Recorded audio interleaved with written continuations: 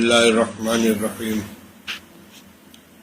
الحمد لله رب العالمين والصلاة والسلام على سيد الأنبياء والمرسلين سيدنا ونبينا ومولانا محمد وعلى آله وأصحابه أجمعين. أما بعد، فعن أبي أيوب الأنصاري رضي الله تعالى عنه قال جاء رجل إلى النبي صلى الله عليه وسلم فقال عزني وأوجز، فقال إذا قمت في صلاتك فصل صلاة مودع ولا تكلم بكلام تعذر منه غدا وأجمع الأياس مما في أيدي الناس.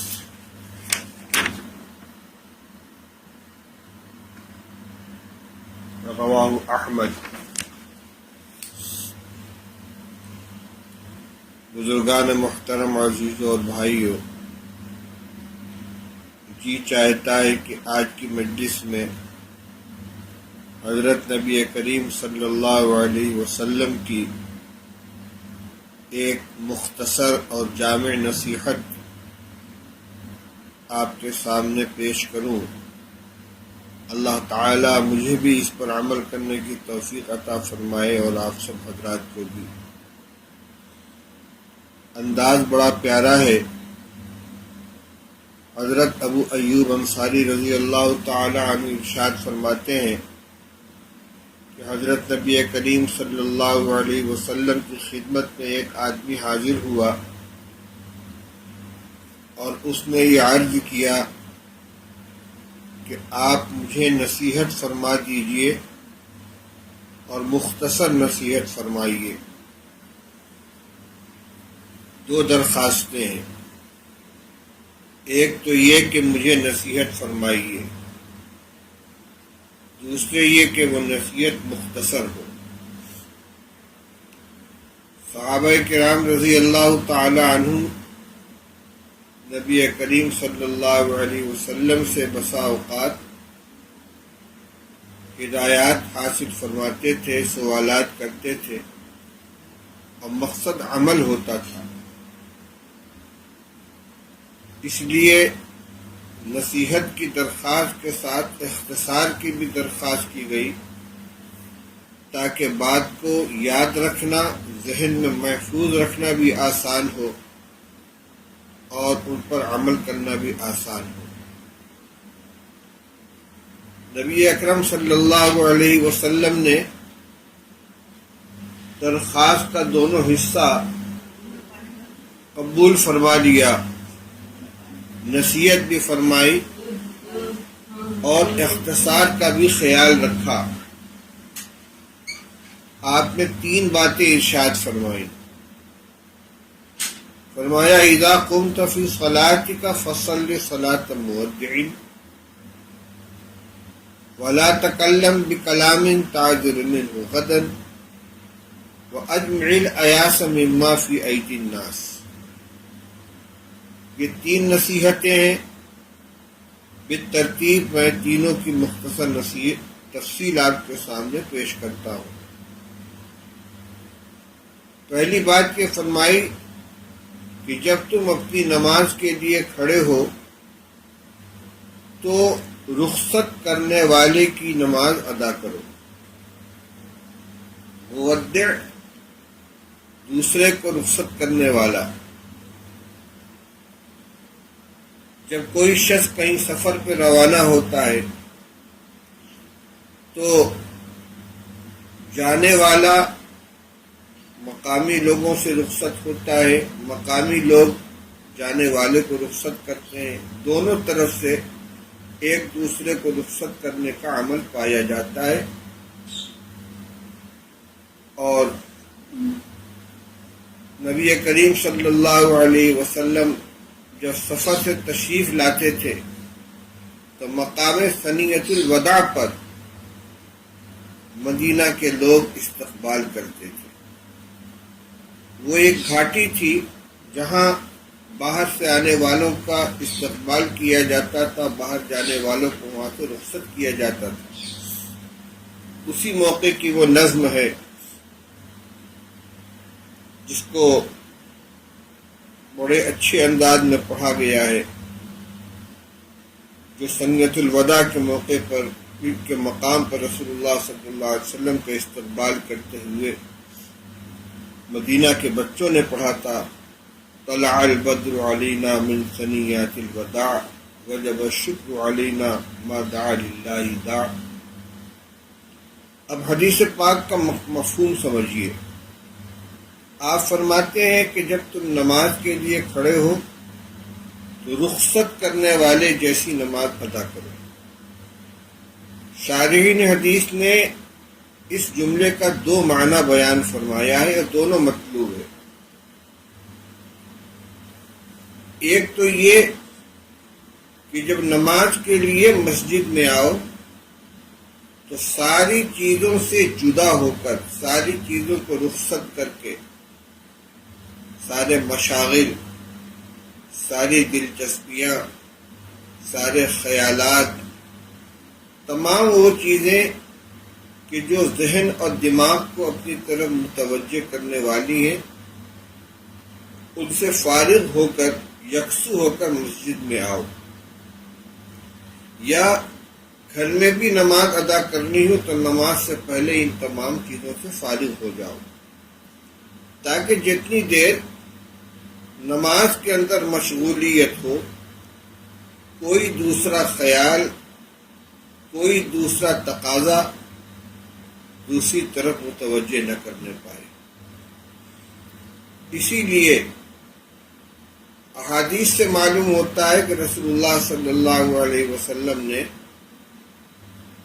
استنجا کے شدید تقاضے کی حالت میں نماز پڑھنے سے منع فرمایا۔ پیشاب کا تقاضا ہو، پاخانے کا تقاضا ہو، تو اگر تقاضا ایسا ہے کہ نماز کے دوران اس کی طرف توجہ ہو سکتی ہے تو پہلے اپنی ضرورت سے فارغ ہو کر اس کے بعد نماز شروع کی جائے۔ اسی طرح اگر شدید بھوک کا تقاضا ہے تو رسول اللہ صلی اللہ علیہ وسلم ارشاد فرماتے ہیں کہ اگر کھانا رکھ دیا جائے اور نماز کی اقامت ہو تو پہلے کھانا کھا لو، تاکہ نماز کی حالت میں بھوک کی شدت کی وجہ سے بے توجہی نہ پیدا ہو۔ اسی طرح ایک حدیث میں فرمایا گیا کہ نماز کے وقت اگر نیند کا غلبہ ہو تو پہلے اپنی نیند کی ضرورت پوری کر لو۔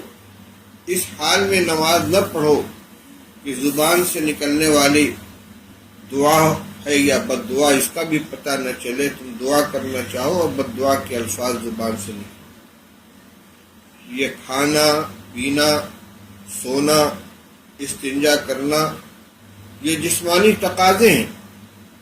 یہ تقاضے اگر اس درجے میں ہیں کہ ان کی وجہ سے قلب متوجہ ہوگا، نماز کی طرف سے دھیان ہٹے گا، تو اس حالت میں نماز پڑھنے سے منع کیا گیا۔ اسی کے ساتھ ساتھ اور دوسری چیزیں کہ جو دھیان بانٹنے والی ہیں ان سے بھی فارغ ہو کر آنا چاہیے۔ مثال کے طور پر کوئی تاجر ہے دکان پہ بیٹھنے والا، نماز کا وقت ہوا تو دکان بند کر کے آئے یا ایسا انتظام کر کے آئے کہ نماز کے دوران دھیان اس طرف نہ جائے کہ میں دکان کھلی چھوڑ کر چلا آیا ہوں، چھوٹے بچے کو بیٹھا کر آ گیا ہوں، کہیں کوئی سامان چوری نہ ہو جائے، کوئی حادثہ نہ ہو جائے۔ ایسے ہی مسجد کے دروازے پر گاڑی کھڑی کر دی، اس کو لاک نہیں کیا، تو مسجد میں داخل ہو گئے۔ نیا جوتا چپل نے دروازے کے اوپر چھوڑ دیا، یا کوئی قیمتی سامان لے کر آئے اپنے ساتھ مسجد میں، بازار کی مسجد ہے، سامان خریدا، مسجد میں آ گئے نماز کے وقت، اور ایسی جگہ رکھ دیا کہ جہاں سے غائب ہو جانے کا اندیشہ ہے، یہ سب حالات کے اعتبار سے مثالیں دے رہا ہوں. ان تمام چیزوں کو رخصت کر کے ان سے فارغ ہو کر مسجد میں آؤ تاکہ جتنی دیر نماز کے اندر مشغول ہو ہمتن اللہ کی طرف توجہ ہو، نماز کی طرف توجہ ہو، دوسری چیزوں کی طرف ذہن نہ جائے. اذا قمت فی صلاتک فصل صلاۃ المودعین، ساری چیزوں سے رخصت ہو کر اور ساری چیزوں کو رخصت کر کے نماز کے لیے کھڑے. ایک معنی تو یہ ہے، اور یہ مطلوب ہے، مقصود ہے.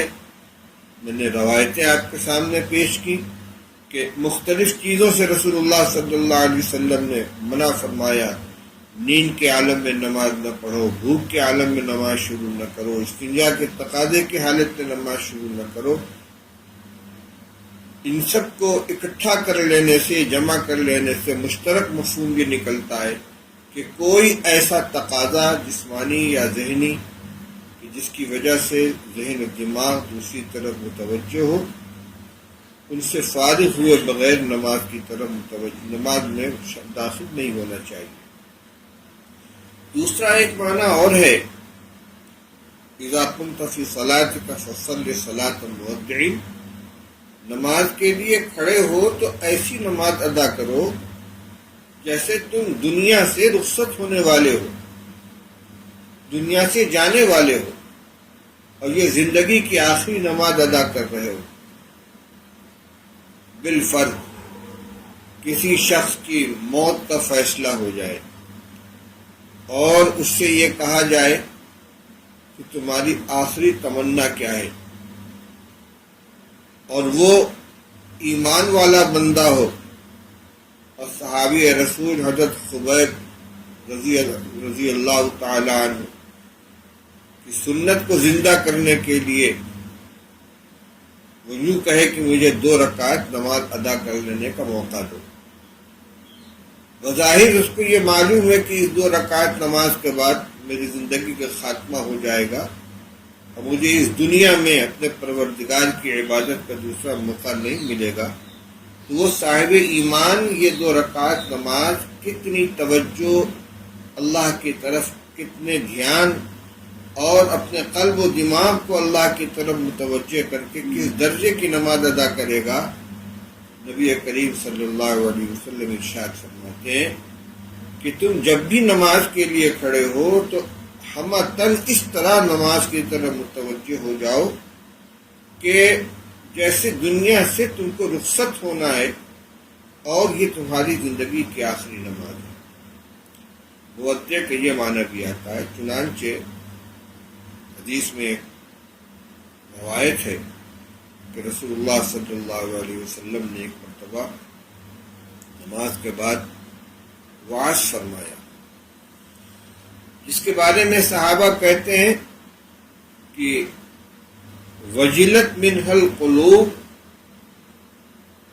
وذرفت منها العیون، کہ آپ کے اس وعظ کی وجہ سے ہمارے دل کانپ اٹھے اور ہماری آنکھوں سے آنسو بہنے لگے. پھر ہم نے کہا یا رسول اللہ، آپ کا یہ خطبہ، آپ کا یہ وعظ مودع کا وعظ ہے، رخصت کرنے والے کا، یعنی ایسا لگتا ہے جیسے آپ دنیا سے رخصت ہو رہے ہوں اور آخری نصیحت فرما رہے ہوں. تو مودع کا ایک معنی یہ بھی ہوتا ہے. اس وقت صحابہ نے آپ سے فرمایا کچھ اور نصیحت فرما دیجیے، تو آپ نے کچھ مختصر نصیحت فرمائی تھی. انشاءاللہ کسی موقع پر وہ روایت بھی آپ کے سامنے آ جائے گی. مقصد یہ ہے کہ نماز میں یہ بھی مطلوب ہے کہ پوری دلچسپی، پوری دل جمعی کے ساتھ اللہ کی طرف متوجہ ہو کر گویا زندگی کی آخری نماز اس طرح سے نماز ادا کرو. دونوں مفہوم کو سامنے رکھ کر حاصل یہ نکلتا ہے کہ نماز کے لیے جب انسان کھڑا ہو تو صرف جسم سے نہیں بلکہ اپنے پورے وجود کے ساتھ، پورے خیالات کے ساتھ، ذہن و دماغ کے ساتھ ہمتن اللہ کی طرف متوجہ ہو. کوشش کرے کہ کوئی ایسی چیز مانع موجود نہ ہو جو اس کی توجہ کو دوسری طرف پھیرنے والی ہو۔ ایک نصیحت رسول اللہ صلی اللہ علیہ وسلم نے یہ فرمائی، دوسری نصیحت یہ فرمائی وَلَا تَكَلَّمْ بِكَلَامٍ تَعْذِرُ مِنْهُ غَدًا، ایسی کوئی بات نہ بولو کہ جس سے کل کو معذرت کرنی پڑے۔ زبان سے کوئی ایسی بات نہ نکالو کہ جس سے معذرت کرنی پڑے کہ غلطی ہو گئی، میں معافی چاہتا ہوں، یا مجھے ایسا نہیں کہنا چاہیے تھا۔ اور آج کل کی زبان میں سوری بولنا پڑے، جو ایک فیشن ہو گیا ہے کہ کچھ بھی کر لو، کچھ بھی کہہ لو، اس کے بعد ساری بول دو تو ختم۔ ایسا نہیں ہے۔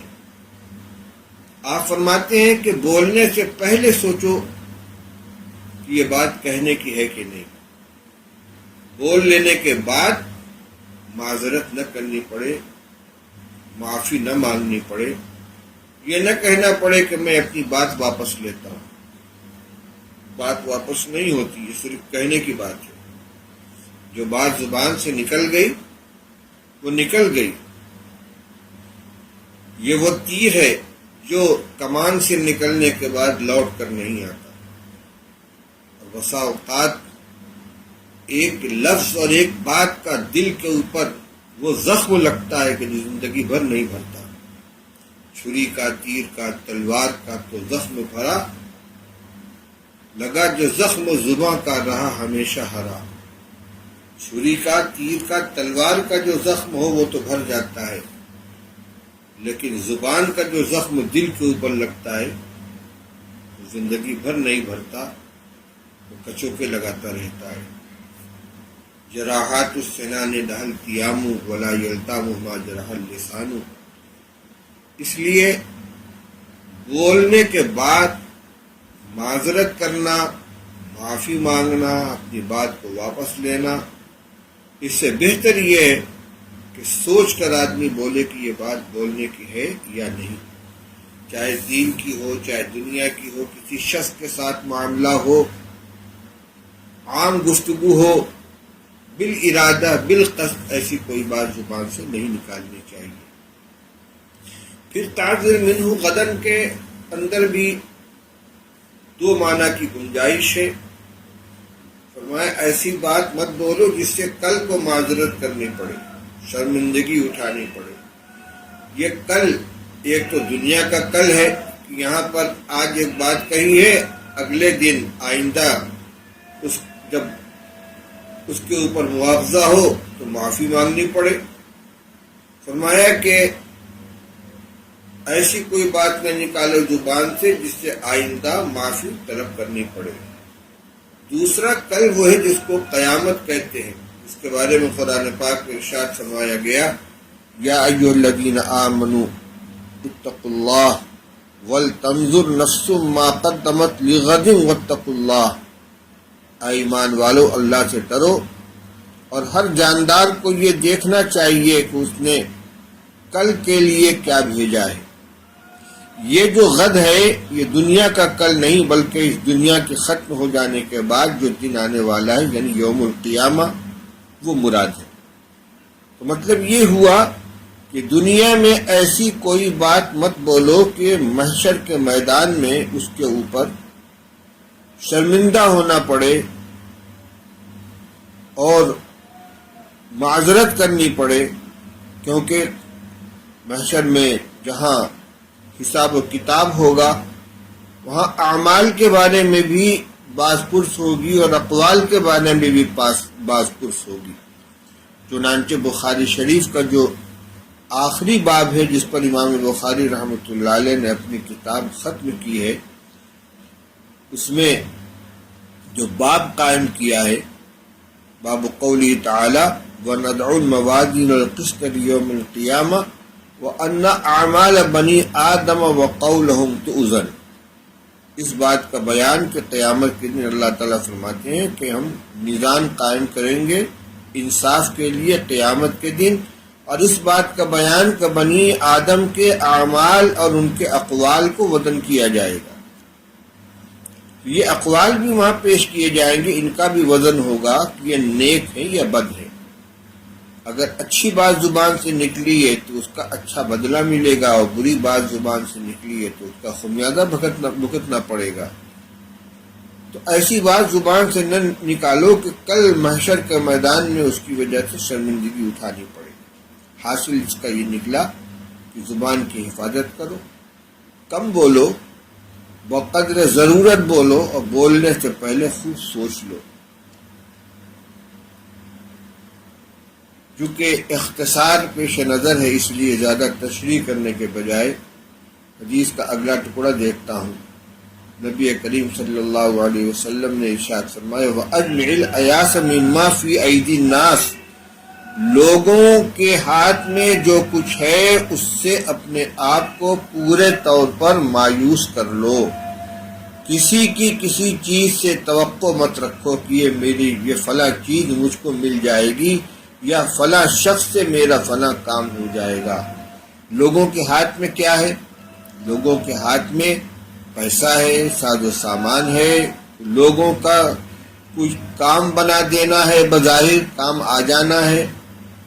جو کام لوگوں کے ہاتھ سے ہوتا نظر آتا ہے، رسول اللہ صلی اللہ علیہ وسلم ارشاد فرماتے ہیں اجمع الایاسا، پوری قوت کے ساتھ، مضبوطی کے ساتھ اپنے آپ کو پورے طور پر ان چیزوں سے مایوس کر لو، نا امید کر لو کہ جو لوگوں کے ہاتھ میں ہے۔ یہ بہترین نسخہ ہے۔ یہ روایت میں مشکات شریف سے پڑھ رہا ہوں، کتاب الرقاق سے۔ اسی کتاب الرقاق میں ایک دوسری روایت ہے حضرت سہل بن سعد رضی اللہ تعالیٰ عنہ کی، جس سے اس روایت کا مضمون واضح ہوتا ہے۔ عن سہل بن سعد رضی اللہ تعالیٰ عنہ قال جاء رجل فقال یا رسول اللہ دلنی علی عمل اذا انا عملته احبنی اللہ واحبنی الناس قال ازہد فی الدنیا یحبک اللہ وازہد فیما عند الناس یحبک الناس رواہ الترمذی وابن ماجہ۔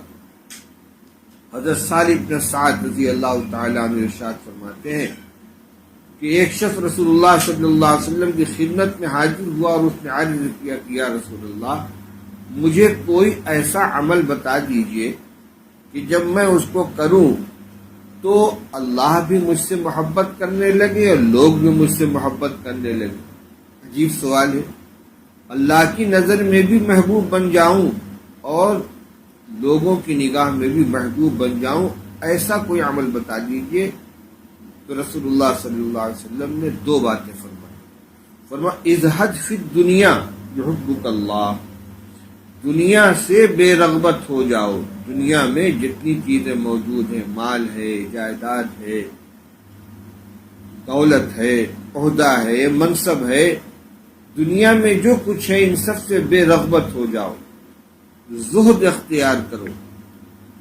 یحبک اللہ، اللہ تعالیٰ تم سے محبت کرنے لگیں گے، کیونکہ یہ دونوں چیزیں ایک دوسرے کے مقابل ہیں۔ حب دنیا اور محبت الہی دونوں ایک قلب کے اندر کامل طور پر جمع ہو جائیں، یہ ہو نہیں سکتا۔ دنیا کی محبت جتنا دل سے نکالو گے اتنی اللہ کی محبت بھی آئے گی اور اللہ کی محبوبیت بھی آئے گی۔ یہاں یہ نہیں فرمایا کہ تمہیں اللہ سے محبت پیدا ہو جائے گی، بلکہ فرمایا کہ اللہ تم سے محبت کرنے لگیں گے۔ تو دو سوال تھا، ایسا عمل بتائیے کہ جس کو کروں مجھے اللہ اپنا محبوب بنا لے، اور دوسرا سوال یہ تھا کہ وہ عمل ایسا ہو کہ جس سے لوگ مجھ سے محبت کرنے لگیں۔